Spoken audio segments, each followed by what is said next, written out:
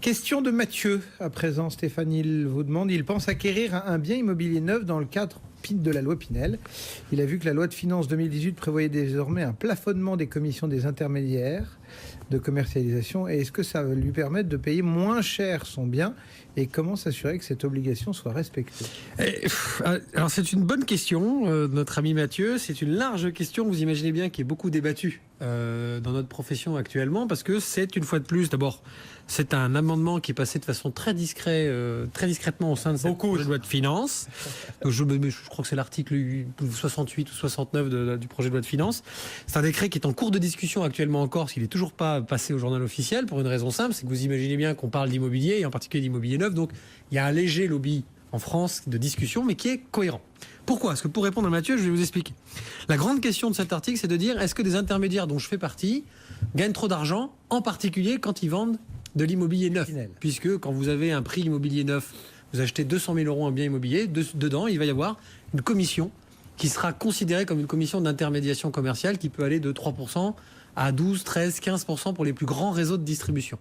Donc déjà, de pondre un décret qui va fixer un montant qui soit de 5, 7, 8, 9, peu importe, est une idiotie à la française, puisque cela va concerner à la fois le petit promoteur local comme des grands promoteurs nationaux. Donc il y a deux choses très différentes. Ensuite, ce décret va toucher forcément des intermédiaires, mais alors quid des forces commerciales des promoteurs?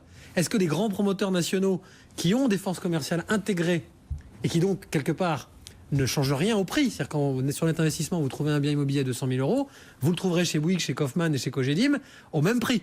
Nous allons chercher nos commissionnements d'intermédiation sur la marge commerciale du promoteur. On ne rajoute pas. C'est ça qui aurait dû être modifié. C'est ça qui aurait dû, à un moment donné, peut-être être contrôlé. C'est de se dire, est-ce qu'il n'y a pas, à un moment donné, une surévaluation du prix spécifique à un intermédiaire? Parce que, je vous le donne en mille, comme il vend 70% de la production du promoteur, il est mieux payé. Ce que je veux dire, c'est qu'il faut faire attention à ce genre de choses, parce que pour Mathieu, ça ne changera rien du tout, parce que le promoteur n'est pas touché. Donc ça veut dire que, de toute façon, son bien ne sera pas moins cher. Théoriquement, son bien, alors, on est nombreux. On s'en fiche que cette dispositif, dans l'absolu, soit respectée. Dans l'absolu, il faudrait que le promoteur Mathieu pose quand même une bonne question, qui est celui le prix d'acquisition des logements, Pinel.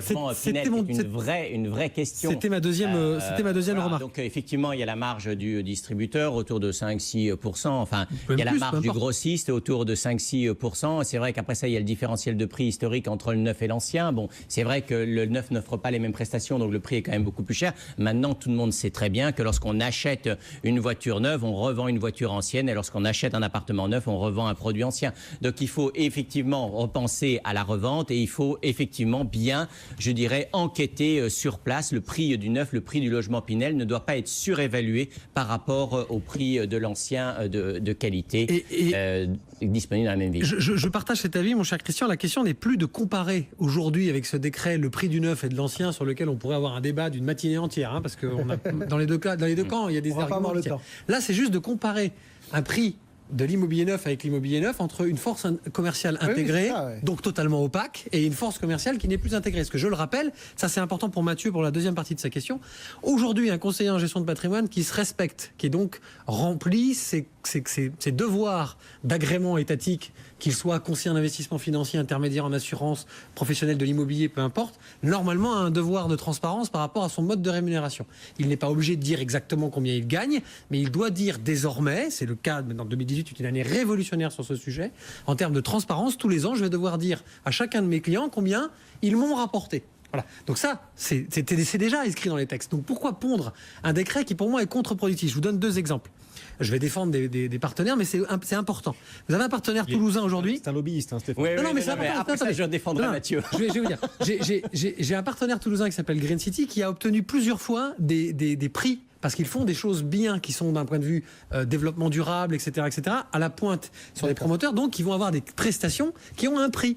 Donc maintenant, qu'est-ce qui va se passer si jamais il y a une espèce de politique kolkhosienne soviétique de fixation d'un prix comme le prix du lait dans les années 70, qui va faire l'effort de faire mieux que l'autre? Ça, c'est le premier point. Attendez, je crée des immeubles, c'est qui le patron? Et derrière, vous avez un autre partenaire qui, pour le coup, est bordelais, qui s'appelle Idéal. Ce promoteur-là, il apporte des services complémentaires, entre guillemets, compris dans le prix, qui sont une espèce de conciergerie, la disposition d'un décorateur d'intérieur pour les gens qui vont être propriétaires occupants. Donc ces gens-là, on va leur dire quoi? Il faut faire la différence entre quelqu'un qui achète en locatif et quelqu'un qui achète en résidence principale. Alors que l'appartement, c'est le même prix.